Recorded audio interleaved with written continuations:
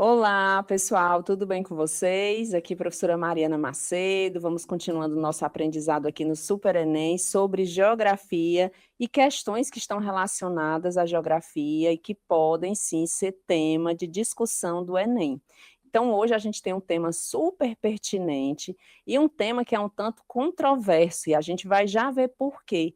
Nós vamos falar sobre crise hídrica no Brasil e no mundo. Vocês já pararam para se perguntar por que um planeta que aparentemente pode ser chamado de planeta água, em função de a maior parte da constituição superficial do nosso planeta ser de água, a gente fala de crise hídrica?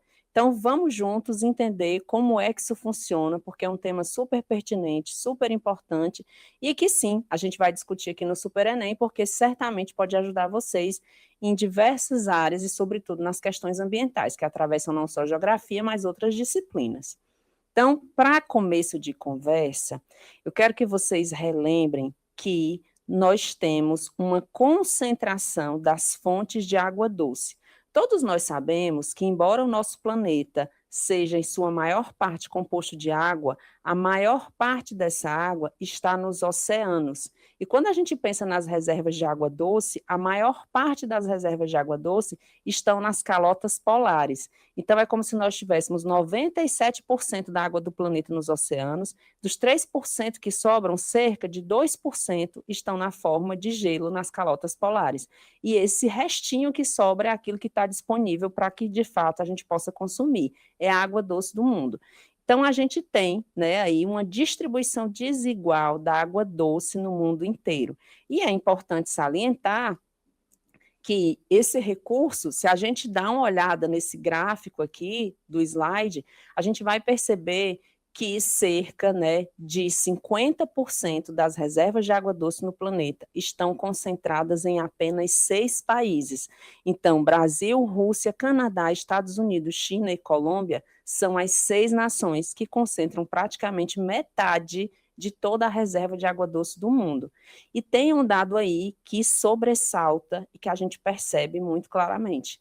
O Brasil é o primeiro lugar no ranking de países que detêm reservas de água doce. Então, a maior quantidade de reservas de água doce no mundo está no nosso país. E aí eu já quero deixar aqui, nesse início do vídeo, plantada uma reflexão para vocês. Como é possível que no país que detém a maior quantidade dos reservatórios de água doce do mundo, nós tenhamos crises hídricas? A gente vai já discutir um pouco isso melhor. Então, continuando, para falar do quanto o Brasil é uma potência hídrica, quando a gente fala, pessoal, que o Brasil é o primeiro lugar no ranking de países detentores das reservas de água doce do mundo, a maior parte está concentrada aqui, nós não estamos falando só das bacias hidrográficas, portanto, nós não estamos falando só das águas dos rios. Todos vocês devem lembrar que nós sabemos hoje, né, é uma aferição que foi feita por métodos científicos, que o maior rio do planeta, a maior bacia hidrográfica do planeta é a bacia hidrográfica do rio Amazonas. É lógico que é bom lembrar, a maior parte dessa bacia hidrográfica está no território brasileiro, mas a gente tem as nascentes do Amazonas vindo inclusive de países vizinhos, né? O rio Amazonas é o único rio, né, que tem um regime misto, um regime de alimentação mista. Por quê? Porque no Brasil ele é o único rio que vai receber água das chuvas, mas também vai receber água proveniente do derretimento do gelo na Cordilheira dos Andes. Isso acontece lá nos países vizinhos, nas nascentes. Então, a maior bacia hidrográfica do mundo é a do Rio Amazonas, e a maior parte dessa bacia está no nosso território. Mas nós temos vários outros rios importantes.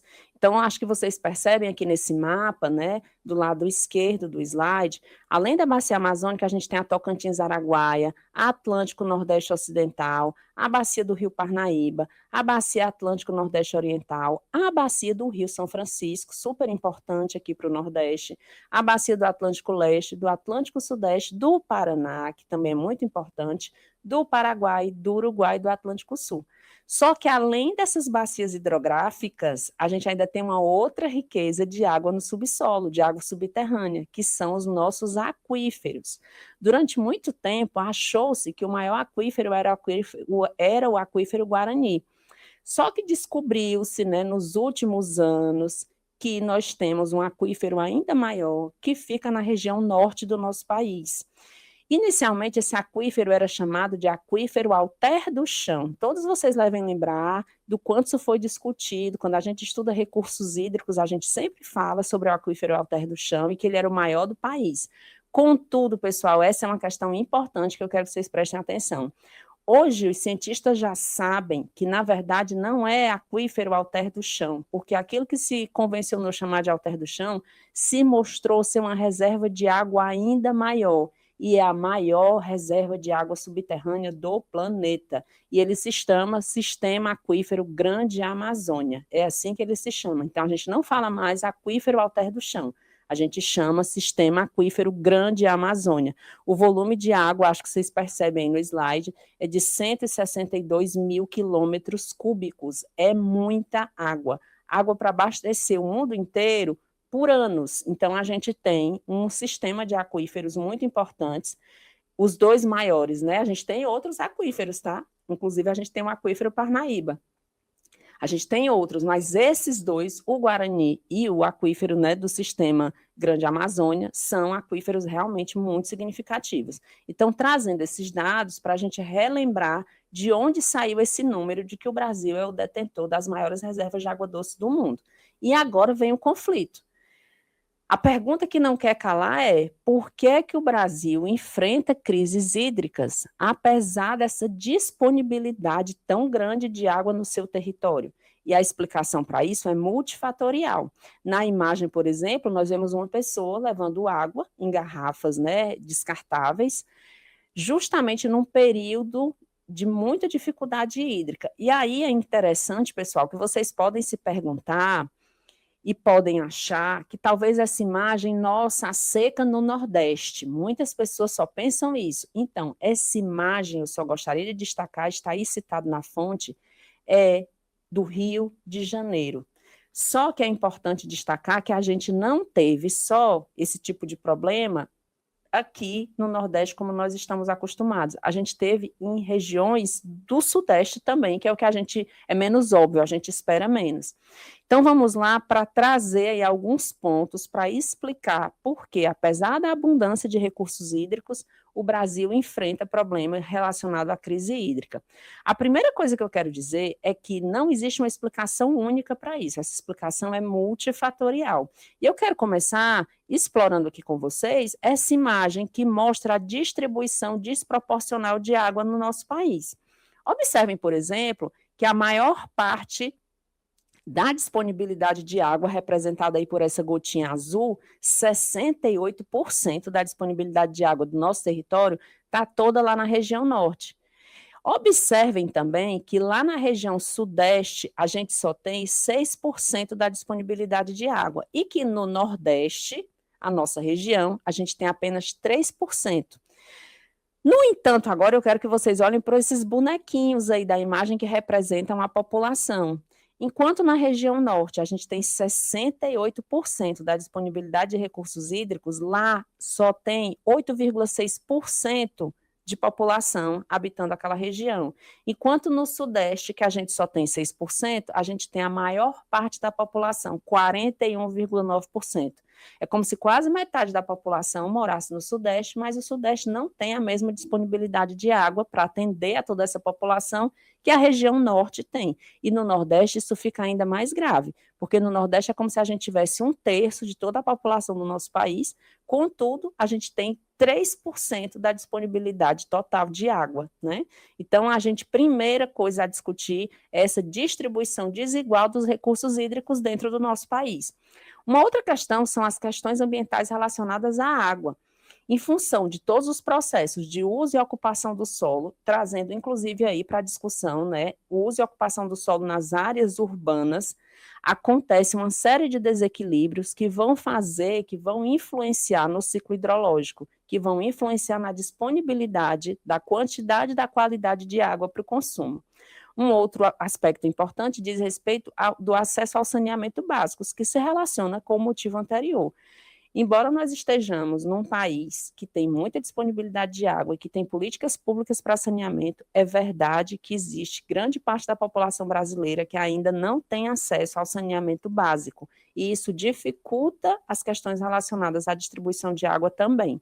Um outro ponto diz respeito à gestão dos recursos hídricos. Enquanto não houver política relacionada à gestão dos recursos hídricos, no sentido de, por exemplo, evitar o aumento dos desperdícios, a gente vai ter cada vez mais problemas com essa questão do desperdício que diz respeito diretamente à gestão. Isso também vai afetar a forma como esses recursos chegam para a população. E, por fim, as mudanças climáticas, que trazem uma série de consequências, inclusive pensando, pessoal, na questão da diminuição das chuvas, que vão fazer com que a gente tenha menor recarga dos nossos rios, das nossas bacias hidrográficas. Falando nisso, é importante lembrar que, no caso do Brasil, faltou água nas principais cidades desse país. A gente teve crises dramáticas, inclusive no Sudeste, né, ali no coração financeiro do país, digamos assim.